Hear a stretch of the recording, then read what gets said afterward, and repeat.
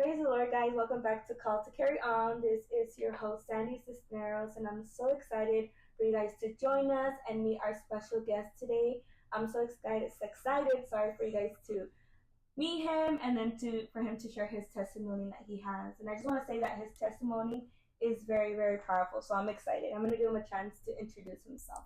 So go ahead. All right, praise the Lord, everybody. First and foremost, thank you to Sandy for inviting me on this podcast. For those of you that may not know me, my name is Caleb.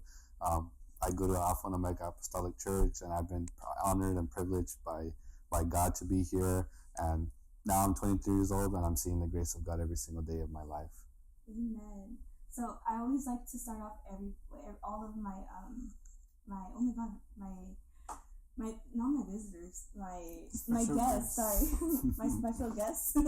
I always like my special guests to start the episode with talking about their testimony. So if you don't mind sharing your testimony. Yeah. So my testimony goes a little bit more deeper than other people, right? A lot of people know me as Mr. Smiley because I'm always smiling or simple stuff like that, right? So my story starts around age of 14 and 15, right? I remember a very, very dark season of my life. I remember specifically, right, that I would make fun of people that had acne, right? And then guess what? I ended up with really, really, really bad acne, right? Up to the point where it hurt to sleep on the side of my face. It hurt to do certain things, right? To hit a ball was like the worst thing in the world because then it was just the worst, right? So I would make fun of him, and eventually I got it. I'm like, oh man. So I already started hating my appearance already at a young age, right? And then being that young of an age, right, you already have the hormones going around, everything that's happening during that time. So it was I hated how I looked already, right? And the second one was like I was going through a lot of stuff within my heart. I was filling my heart up with the wrong stuff and things, right?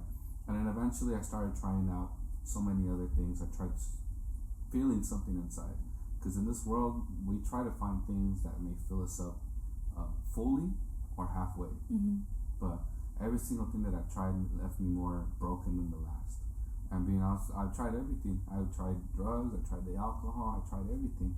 And yet, I still wanted more. I was like, this felt good for a moment, right? But these were just literally just temporary fixes. Temporary fixes, and then eventually I was like, oh man, I feel bad again. I feel that void within me again. So I just kept getting worse and worse, and eventually led to me cutting myself. Unfortunately, I would get a blade, a navaja, and I just chip away on my flesh. And there'd be days where I'm like, oh man, I need to do this in order to feel good inside, to feel something. And I would do it, and I'm like, oh, I feel so good inside, and afterwards I'm like, what am I doing, right? And then that voice slowly started going away, and then I just kept doing it without really thinking too much about it. And eventually, like that ran out its course. We're like, okay, I did this for such a long time, right? Now I need to try something else because this isn't fulfilling me anymore. Yeah. So I eventually, some voices started coming up in my head. I could not sleep for the life of me. Every week or every day I would sleep, or every night I would sleep. It felt like it was two weeks going by because I couldn't sleep at all. Yeah. I would stay up to like 4 a.m, then wake up at 8 a.m, go to school, and I'd do it all over again. I just couldn't sleep. I felt like my peace, my sleep was being robbed. So I would wake up all groggy, all upset at the world because I didn't get my sleep and my rest. So eventually, because of that, I wanted to feel something more inside. So eventually, voices started coming in my head.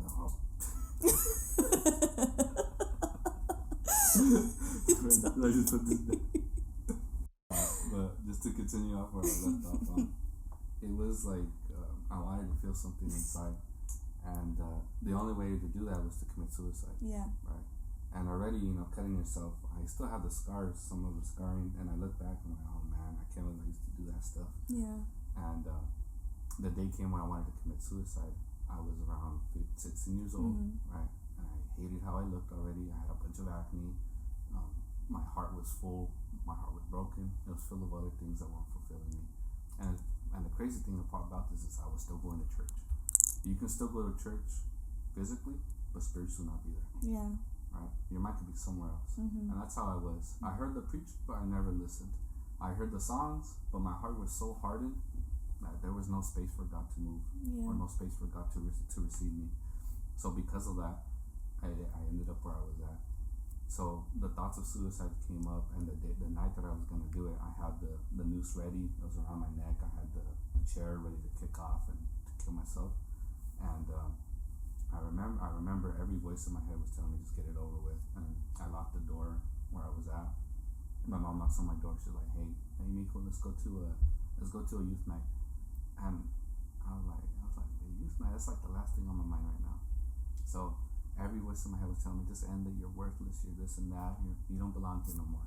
Just end your pain and your suffering. Yeah. And I can imagine, like, man, like, what if I listened to those voices? Where would I be? And then I heard another voice. And this voice was like so calm and tender, like you could tell it wasn't from those other voices. Mm-hmm. And it said, Caleb, come and see what I have in store for you.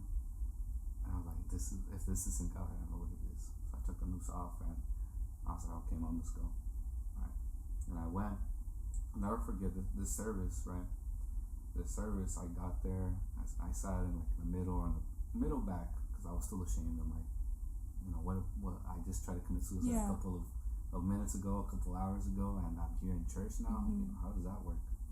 So the praise team finished singing, the speaker started speaking, and it literally felt like the preacher was speaking directly to me, like a spotlight was encendido where I was at. Yeah. Everything he was saying, like, how does this guy know my life? And he's never been in my shoes. He's never met me at all. And it literally felt like that. And then I was like, man, this is beautiful words. This is what it's all about. And the altar call came up. I wanted to go up, but I felt so ashamed. I felt like, I don't deserve to go up. So I remember specifically that the altar call was going on. People were up there in the altar, and then the preacher stops the altar call. Yeah. He stops it and he says, there was someone here that wanted to commit suicide tonight, but God had other plans for you in store. And I was like, if this isn't God, I don't know who it is. And I remember I was like, I can't carry this no more. So I got out of my chair and I went in front because he called me out. He called me out, like, I have to go. Right. I went up and I remember just crying because I felt so ashamed. I felt that heavy burden. Mm-hmm. And a bunch of people started praying for me, interceding for me. And the preacher started praying over my life, and he started saying, one day you're going to preach your testimony, one day you're going to preach the gospel, one day you're going to do this and that. And I just remember, like, who am I to do all these things? Who am I? Who on earth do you not know what I've done? I tried to kill myself. Why would you say these things, right? And then looking back now, I'm like, oh man, like, he was right. He was so right, because by the grace and the honor of God, I'm still here. I'm still standing. I celebrated 2 weeks ago my birthday, 23 years of life. And, had I listened to those voices, I probably would have been dead. Yeah. And I just give honor and glory to God. But that's kind of my testimony of everything that I've been through. Yeah, I feel like your testimony, it's a very sensitive topic, but it's a very powerful testimony because not a lot of people share it the way you've shared it. And I've, like, you've preached a couple times at youth night, and I always tell people how I love when you preach. The reason why is because you're so vulnerable with it. And I've learned that the more you're vulnerable, the more it will reach people or impact people. Like, if I see somebody crying, I'm gonna cry. Or, like, it's more like a vulnerable, like, preaching. And that's what I've, like, noticed with you. Like, you're very, like, open to it. And not a lot of people are open to it. And I think it's just such a powerful testimony. But I did want to start, I wanted to ask you something, and it's based off, I think it was the first time you preached at youth night, huh? Mm-hmm. Yeah. So I'm going to ask you something, but also I forgot to introduce my brother, but my brother's here with me. I'm back. But one of these episodes I'm going to dedicate to my brother, because my brother has a big testimony as well. But not yet. Your time has not come yet. There's a reason why. So you named, I don't know if you remember, you named your lesson, the topic of the preaching, Just Like You. Mm-hmm. So why that topic? How did you come up with that topic? I remember this one day, like, I don't pick topics that nobody can associate. Yeah. So every time I pick a topic, it has to relate to the preaching, and it has to be like, eye-catching. Yeah. So when I was thinking about this, I was thinking, man, when I was going through depression, when I was going through anxiety and suicidal thoughts, I thought I was the only one. I thought, oh man, like, this sucks. I'm a guy, and I'm going through this. Yeah. I have these suicidal thoughts. I have these thoughts that are not from God. So just like you, there's a song by NF, and for those of you that don't know NF, I recommend listening to him. He really got me through a tough season of my life, and literally, as depressing as it may be, you listen to some of his newer songs, and it's about him transitioning from being depressed into being letting go and being able to be where he's at. Yeah. And because of that, right, I understood that there's people just like you. There's a bunch of people like us. People that are depressed, people that are sad, people that are going through so many things. And that's what the enemy tries to trick us with, that we're by ourselves, that we're alone, right? So that's why I titled it Just Like You. Yeah. Because just like how I felt alone, there's other people that feel alone as well. Yeah. And then once you said that topic, you also went off based Proverbs 17:22, and then I'm gonna read it real quick. Yeah, I remember that one. Give me 1 second. I should have it memorized, huh? You're like, Hold on, give me 1 second. Okay, so it says, a joyful heart is good medicine, but a crushed spirit dries up the bones.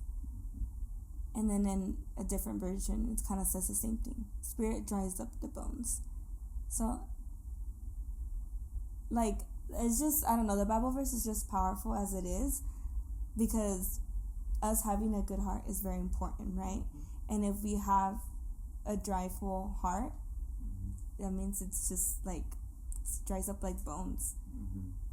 And I think that's super crazy. Now, what did you get off this verse? Now, go for it. Like, according to the verse, like, what was your interpretation when you read this? Like, well, back then when I read it, it was different, but the way I read it now is way different. I'm gonna share the way. That's crazy. Yeah. I always think that's crazy too. The way I see it now is so different because of everything that I've been through now. Right. When we read that verse, right, it says a good heart is good medicine. Yeah. Right. And being completely transparent right now, for a long time, right, and maybe until camp, right, I was serving God with half my heart, right, and you're like, oh, what the heck? Like, he says yes to everything. Yeah. He's serving in this ministry, he's serving in that ministry, but I was only doing it with half my heart. Yeah.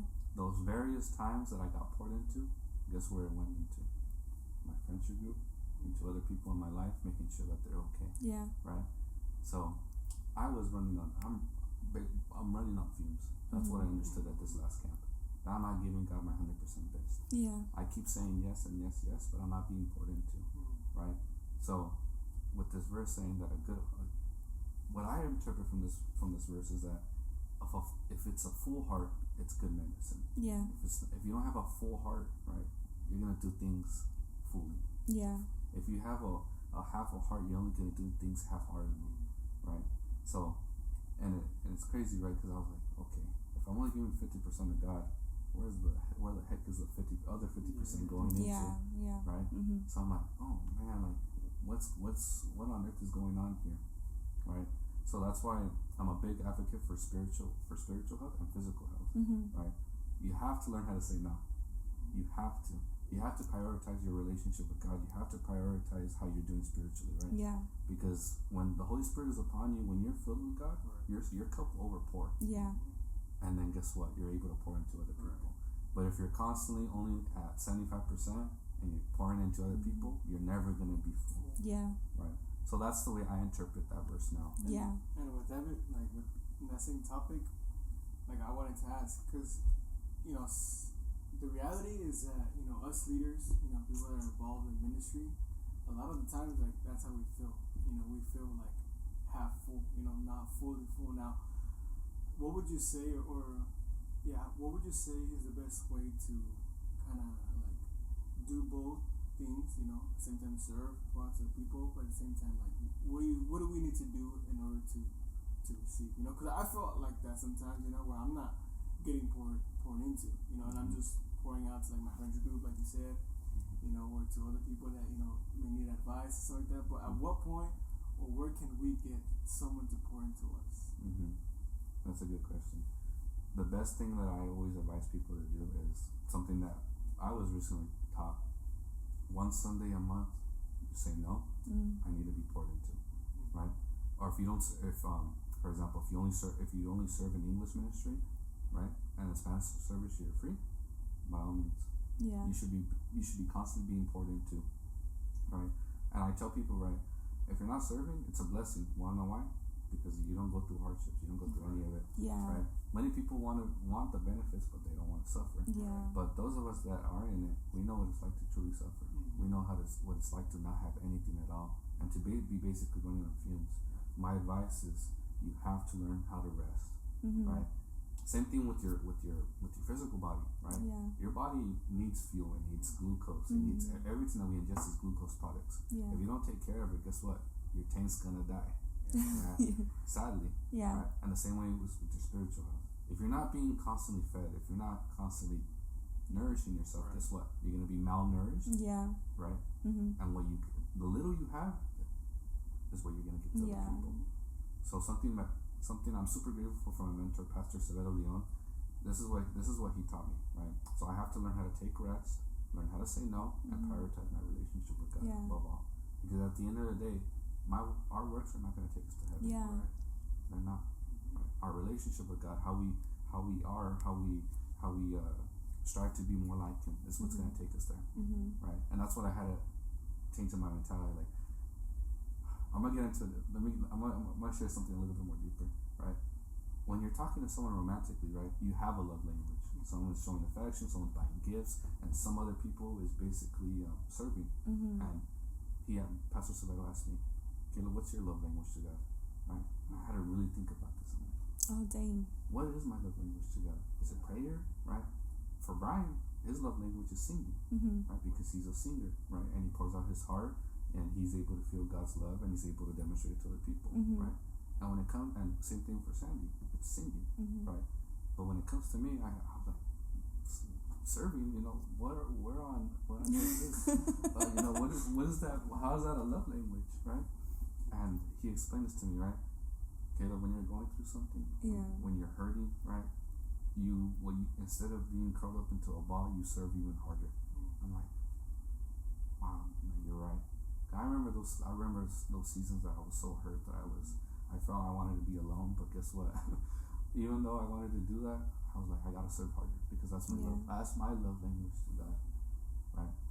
And that's what people have to figure out in their lives. What is your love language to God? Yeah, and I think that's so important because we talked about you kind of touched base off like if you're not serving, like it's very important for you or to take a Sunday off, and I think that's so important because sometimes we're so used to serving that when we like have a service to ourselves and we're just sitting like in one of the seats, sometimes like some of us are just you know not clapping, like we're so plain, and I remember someone told me that it's very important for you to take a Sunday to yourself, like here and there once in a while, that way like that doesn't shut off, because that's very important. Because how are you going to be serving, but then when you're off, you're just like a rock, and that like that's so important, and I think that's very true.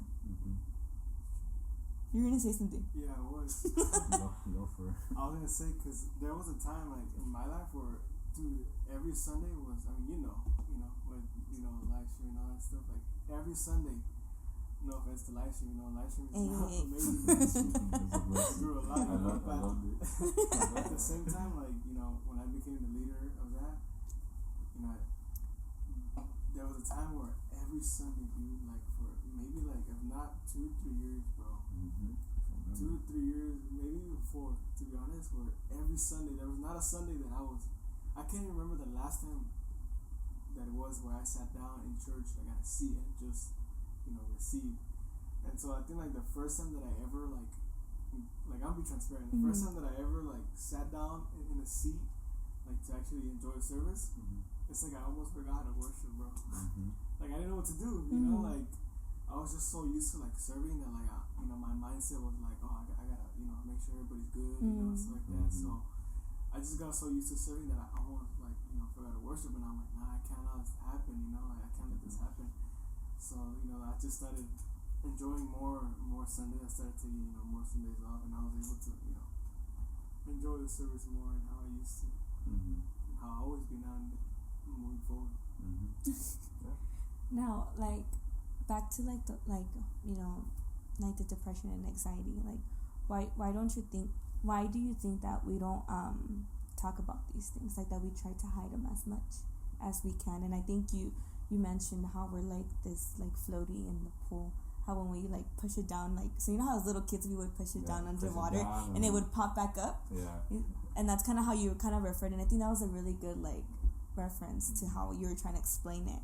But why do you guys think that we don't talk about these things? For me, it's pridefulness. Like, I like to I cry like in the altar. Like, I'm very sensitive to that. But when it comes to like, if I tell you like, hey, Caleb or Brian, especially Brian, I don't know why, but because he's my brother, he's my little brother, I always feel like I have to be the oldest, and I think that you can relate to that. You can't relate to that, Brian. Just kidding. I'm just kidding. But I feel like I can't like, go up to you guys and be like, hey, I'm, having thoughts of this and that, because of my pridefulness. But that's me. Like, I want to ask you guys. I think pridefulness could be, I probably, that's what it is. Because, who wants to say that they're depressed, Nobody wants to know.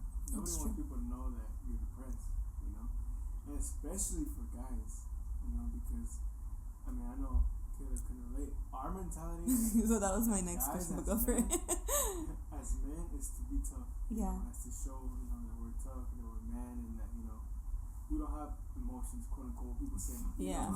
I was gonna ask that, and I was gonna be like, guys, pray for me because I'm in the room with two guys right now. I'm scared. And I feel like that's why, like, a lot of, at least guys and people don't share that they're depressed like that. Yeah. Things like that, Yeah. Or they're the older sibling, where they have to show more, you have to be strong for their siblings or whatever, younger brothers. I think that could be, a reason. That's true. Yeah. What about you, Caleb? So I think in the preaching I did share this too, but I'll reshare it again. Like how Brian was saying, it's us guys. We have this ideology that Hollywood has placed on us. Every guy that you see on in Hollywood, right, they're tough, right? Very rarely do you see these guys cry. And when it does, it's fake cry. It's not real. So when people say, why don't guys talk about their feelings? Well, because we weren't taught that. We got painted that image, right? How did I learn not to say about my feelings? Watch my father. I watched Hollywood movies. I watched big people that would never share their emotions, right? And I'll be honest with you, Sandy. It's easier for girls to share how they feel versus a guy. Yeah. Wanna know why? Because you girls can go to any girl and they won't judge you. You guys can cry. You guys cry it out. Yeah. Everything that you guys are holding inside, you can let it go and it doesn't build up. Whereas guys, we hold it all in, right? And then there comes one bad day. Guess what? We explode. Yeah. We explode on the people that we love the closest. Yeah. Why are these topics not talked about? Because we want to act like they don't exist. Yeah. Right? And people want to say, oh, it's a shame, you're apostolic, but you're going through this and that. Name me one person in the Bible that didn't go through what we are going through, right? And you guys are jumping into my question, but it's okay.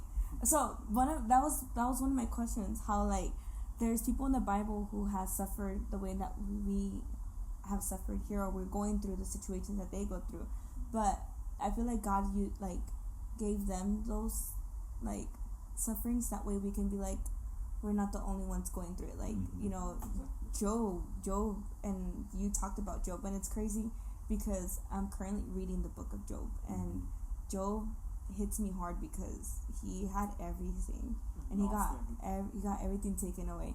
And I remember when I first started reading the first chapter of Job, like, starting from scratch, he talked about how he had everything, and then I think it's not super cool, but I just think like how it was like God with like God blessed him. And then it was like God with the devil, like, oh, like I bet you this and that, and I was like, what do you mean you guys are betting on Job? But I mean, that's where the book of life came from.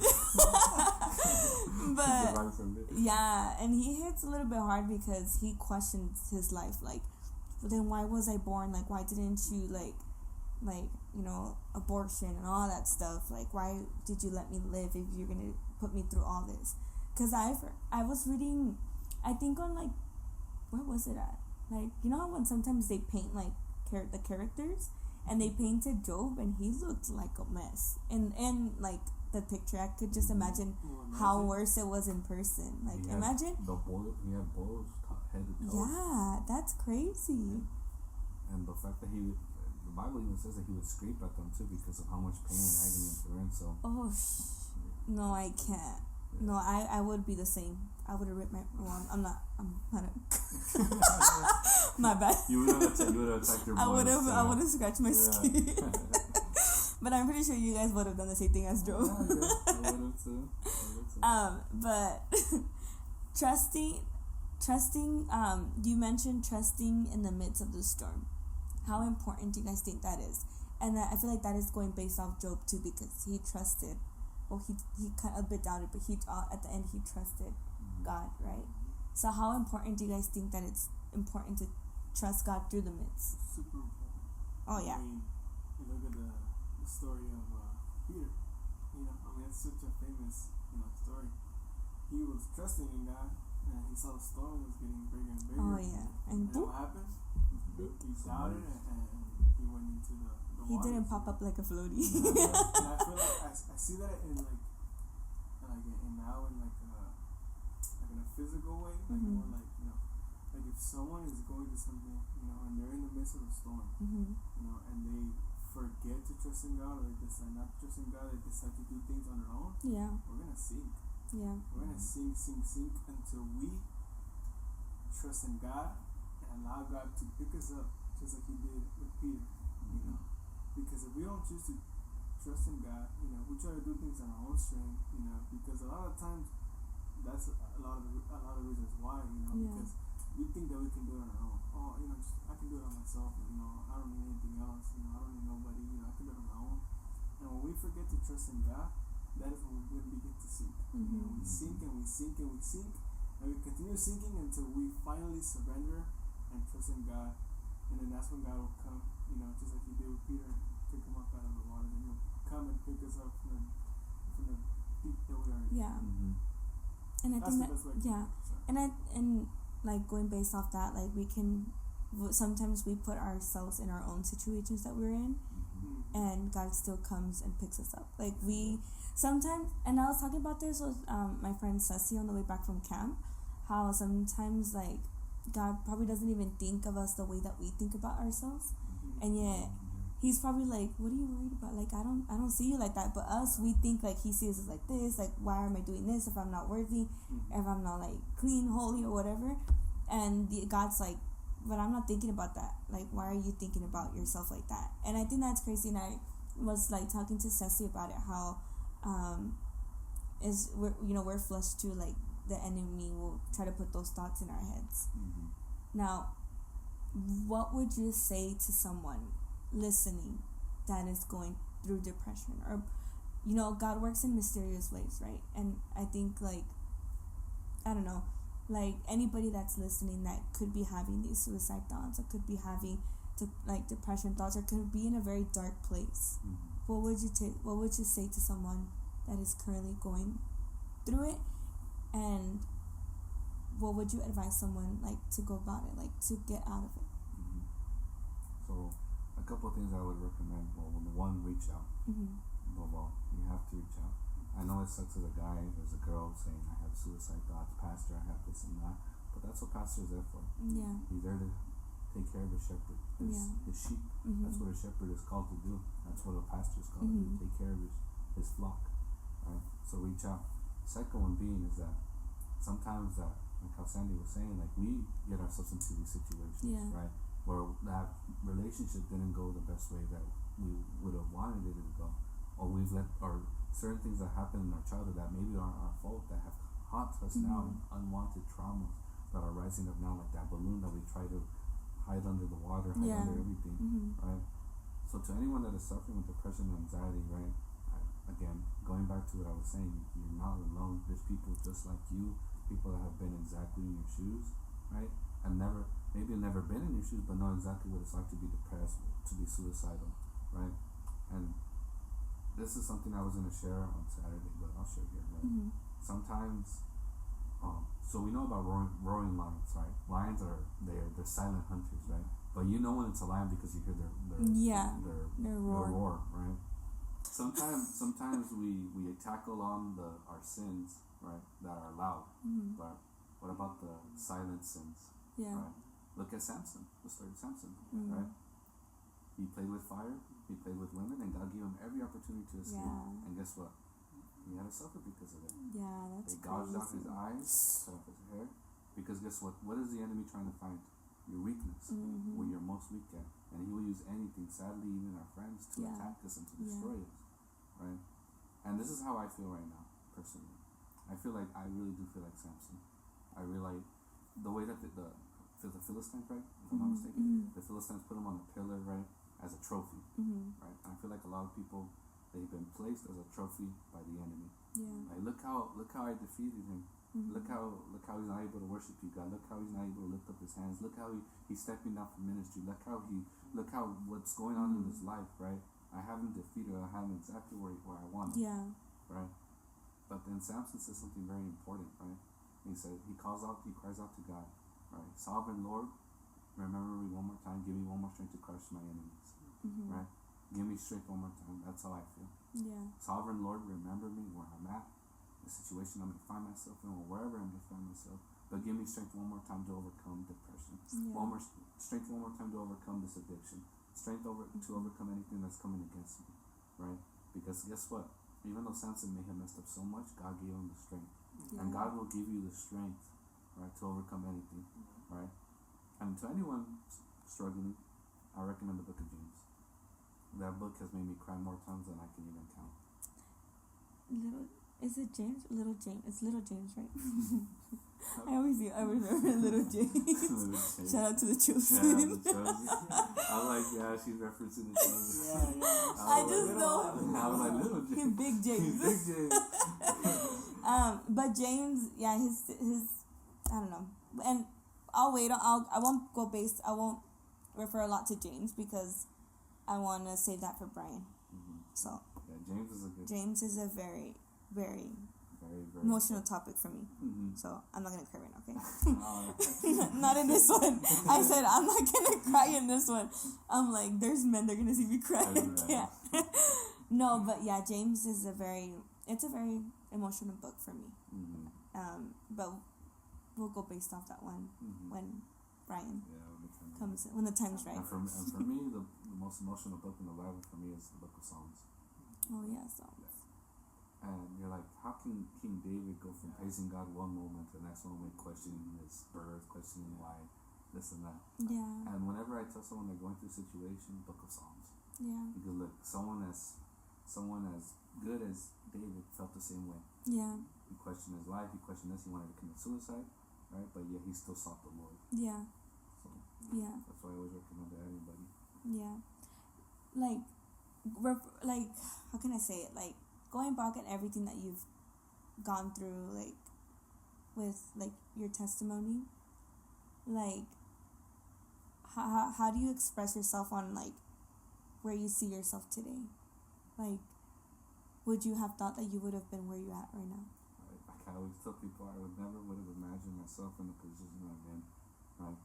I always tell people, right, my only desire was to serve God. Yeah, That's it. As soon as I got baptized, God, you have been too good to me to just be there on Sundays and worshiping you. yeah, I have to do something for your kingdom. I have to get my hands dirty. I have to do this because why? That's my love language. mm-hmm. Serving is my love language, right? And I was like, okay, serving. This is what I have to do because God, you have been so good to me that I can't go back to the way I was, Mm-hmm. right? And I always tell people, remember where God brought you out of. Yeah, Because so many times we forget, and sometimes, like, right, share a little bit of testimony, right? yeah, A couple of, for 2 years, right, of this being a deacon, right, I was only making about, if I'm not mistaken, 100 to 300 every 2 weeks, oh wow, right? And this, take out the factors of me wanting to go out, going in and out canes, every single time we go out, right? Anyway, you eat a lot. Yeah, it's a struggle. Paying for bills, right? Paying for friendship group, right? Oh man, like, and still tithing at the same time. So max, sometimes when it was $100 check, I'll be left with at least $25.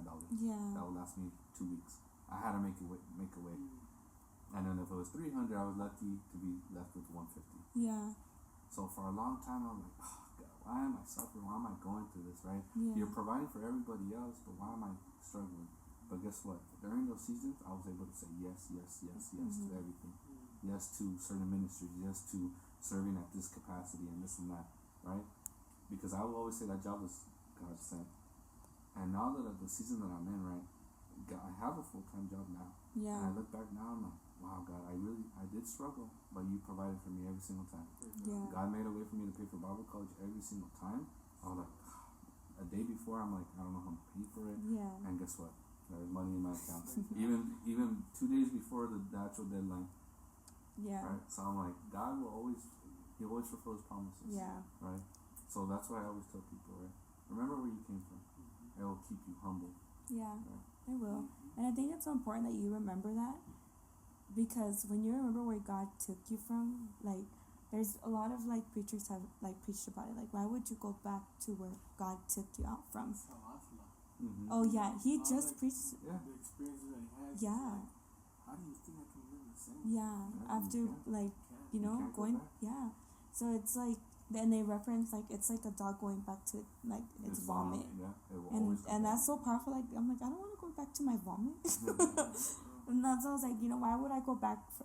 Why would I go back to like where God took me out from? Like, me costó tanto. Like, why would I go back to just fall into the same things? And you know, it happens to people, and it's okay. Like, you know, God will still be there for them.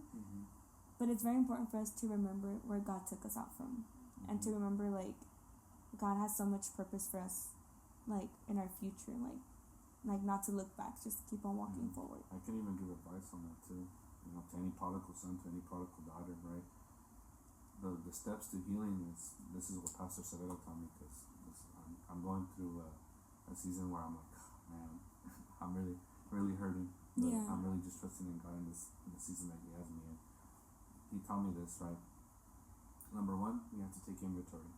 Taking inventory meaning, you know, Brian, Sandy, Caleb, what exactly is in your heart, right? Is there open wounds? Is there wounds that haven't healed properly? Because let me tell you, your wounds can heal, but they can't heal properly, right? So you have to take inventory. What exactly is in your heart? What are we listening to? What are we doing late at night? What are we doing exactly? So taking inventory. Second one, be poured into. Take rest. Yeah. We have to be poured into, right? Because your faith comes by what? Hearing and seeing the word of God, right? It comes by that. So we have to be poured into and rest. And I tell this to anybody: if you're not 100% with God, or if you're not where you should be, don't serve. Yeah. You shouldn't be serving at all. You need to be poured into, right? Because you need it. And the third one is take out the roots. Take out roots and fill them up with God, right? Because there's been some roots, there's been some seeds, right? Because the parable of the sower, I see from two different points of views. You guys can agree with me or don't, right? I see it from God's point of view, and I see it from the enemy's point of view. Yeah. Right? The enemy at this point, the enemy at this point pour seeds into us, and sometimes we feed into those seeds, like anxiety, depression. We water them because we're like, this is because I'm not. I think it was Paul said, the thorn in my flesh. He claimed it to be his when it wasn't really his, right? So when people say they're depressed, I'm like, you're claiming something that it's not yours. But guess what? The enemy planted a seed within them. Yeah. And guess what? We water it by the music we listen to. And that's why I say music is so important, right? I'm on a journey of detoxing. You know me. I listen to The Weeknd a lot, but I'm on a journey. I'm on a journey of just detoxifying because I'm like, man, like this isn't good for me, right? And I've been listening to a lot more Gavi, a lot more Lecrae, like Maverick City, just to like this boosts my spirits. More even when listening to music. Yeah. And I remember a lot of times when I was depressed, I listened to Juice WRLD a lot. It's a guy like he's already sad enough already, but it makes you more depressed. Yeah. But the music you listen to does impact you, right? But if you do those three things, you'll be on a journey to self-healing. Yeah. It hurts because you have to take inventory. You have to see what's inside you. But when you do those steps, you will be a lot better. Yeah, and I think that's so important too. Like for us, it's like us. How can I say? Like sacrificing, you know. And I forgot evangelist. What's his last? I can't pronounce his last name. He talked about that too. Like we need to sacrifice like our flesh and our body in order for like God to bless us and use us. Because Paul even writes, "I must train my body to do what it must," and he's not even an athlete. Right? Yeah, no, yeah. That's why I say spiritual health is important, but also physical health is important. You have to take care of those two things. Yeah, it's important. Fuego. No, Paul was.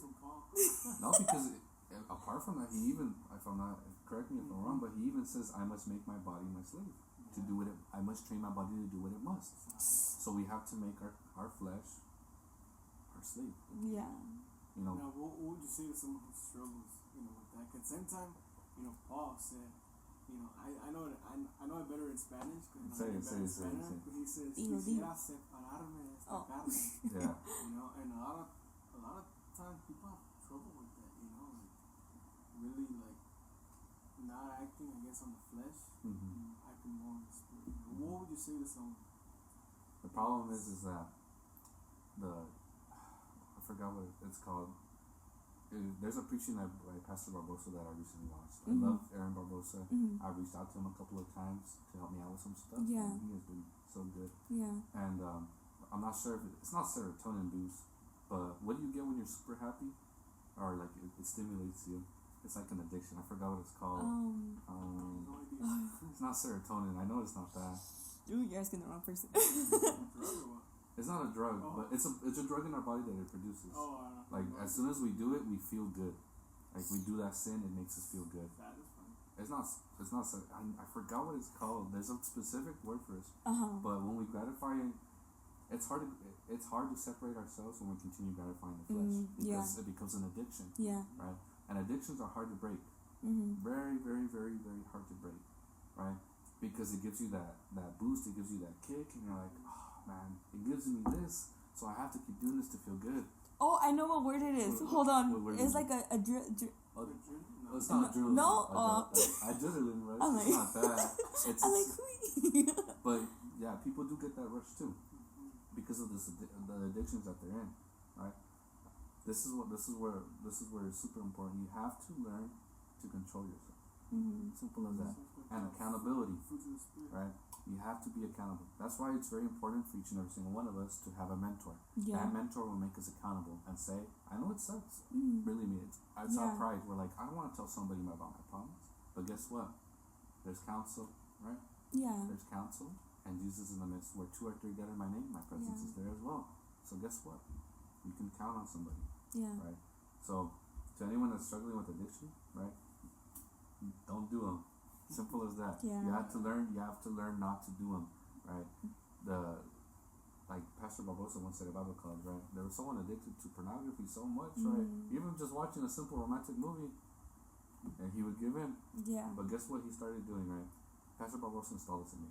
If you want to be free from something, you have to do something drastic. Yeah. And guess what this guy did? He took out his TV from his room, right? Literally took it out of his room. His phone took it out of the room, right? He made it electronic free, right? Because what? You're like, do I really want to get out? Do I really want to get up and do this, right? Because your body's already tired, right? So, do something drastic, and that change will happen. And guess what? That night, he said he was liberated from pornography addiction. And that's what happens when you do something drastic in the name of the Lord. Yeah. And then it's also, like, apart from that, like, and that's really good advice, like, and I also think it's very important that you look for mentors or someone like to help you, not like someone spiritual. No, it's very important. Like if you go to a friend outside like of the world, they're not gonna help you. Believe me, I'm a big advocate for this. I'm not sure if you guys have ever heard me say this, but I will only talk to somebody that bears fruits. Yeah. I will not talk to somebody that says, he's super talented, super anointed, and this and that. But then I'm like, okay, let's go to their church. Let's see how many visitors have they bought? How many souls have they won in the recent years, right? because sadly to this day there's singers, right, preachers, leaders, and just the whole church in general, right, that they're not bearing fruit. And how does she know people by their fruits? So if you want a good mentor, look at their fruits. If they're producing good fruits, that's good. You can reach out to them. Yes. If they're not, forget it. Cut them off. Yeah. Cut them off. And then, like, at camp, I can't remember his pastor, the one that preached. Pastor Cruz? Pastor Cruz. I'm so sorry. He was fire. Mm-hmm. But he mentioned, and he kind of based off, like, you know, topics like with temptations, if you're dealing with pornography or if you're dealing with drugs or anything like that. They mentioned how, like, well, he talked about, like, how a lot of the times we try to deal it in our own way. Like, oh, like, God, I want to stop doing this. Let me do this. Let me try to stop this and that. But we try to put it our way. Like, let me do this, this, and that. And Pastor Cruz went off, like, don't, like, how about you switch it around and have, instead of doing it your way, you let God do it His way. Exactly. And I was like, all right. And even Pastor Barbosa said something about that. He said, concerning that, right, he had a young gentleman call him on the phone. He said he was going to commit suicide because of his pornography addiction taking over, right? He said, Pastor, I'm tired. I can't do it no more. I've tried it so many times to stop pornography, to stop being addicted to it, right? And I can't stop fighting this. And those keywords stuff, I can't stop fighting this. Right? And guess what Pastor Barbosa said? Simple as this. That's your problem. Who told you to fight? Yeah. Right? Some stuff is carnal, but some stuff is spiritual. Right? But who on earth told you to fight? Who told you to fight depression? Who told you to fight anxiety? Who told you to fight that pornography? Nobody. Because guess what? We're not strong enough. We're not. We wrestle against our flesh and our bones, right? And every single verse that you read in the Bible, you can almost read, Dios es mi fortaleza. God is my strength for anything. So whenever I tell somebody, right, if you keep trying to do it on your own, you're gonna fail. If you let God direct you, right, He's able to help you out and be free from that addiction. That's so true. All right, well, we're gonna wrap up this episode. All right, Caleb, I want to thank you so much for coming. Oh yeah, my pleasure. Thank you for talking about this topic and your testimony. It's a very sensitive, like, topic, but I'm really glad that I love how you're very open with it, and that's why I was like, who else can I invite than Caleb to talk about this? But thank you so much for being open with it. Thank you so much for being vulnerable and letting God use your testimony. Because, and I also want to remind you, like, at times we may think, like, are we really impacting people? Yes, we are. And I want to tell you, you're impacting a lot of people with your testimony. It's a very sensitive but very, very powerful testimony. I'll be honest with you guys too. Like, there'll be a lot of times I'm like, I shouldn't have shared that up there in the pulpit. The reason why is because I'm like, man, they look at me, right, and they'll be like, this guy's less of a man because he's talking about his feelings, he's talking about what he's going through, right? And that's why, going back to what I was saying about why don't we talk about depression? Right? Because it's hard for us. Because that facade for men, we have to be strong all the time. Right? You know who's been harder on me than my dad? The women in my life.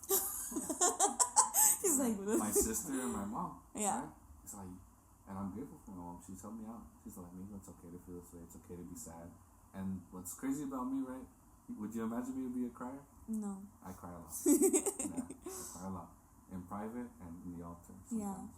But I've gotten so used to being strong for myself because of being the eldest sibling. And I'm like, I don't want to show this to my brother and sister. I want to show that even though I may be suffering, I can keep going forward.